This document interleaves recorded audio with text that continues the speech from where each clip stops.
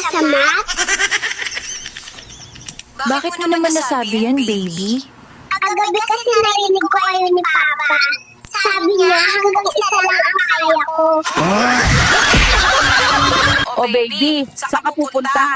Lalayas na ako sa amin kasi si Mama madamot sa pagkain. Narinig ko kasi kagabi si Mama.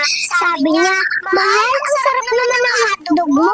Hindi na lang nila ako binigyan.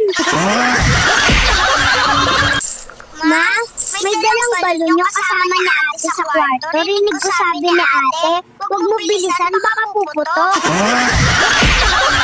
Anong plano mo, baby? Iiyak ako buong gabi para hindi makabembang si Papa. Pang 10 na kasi ako eh. Gusto ka naman nung nasa tiyan ka pa. Okay lang naman, pero pag gabi may kalbo na labas-pasok doon, hindi ako makatulog. Sinisip ako na.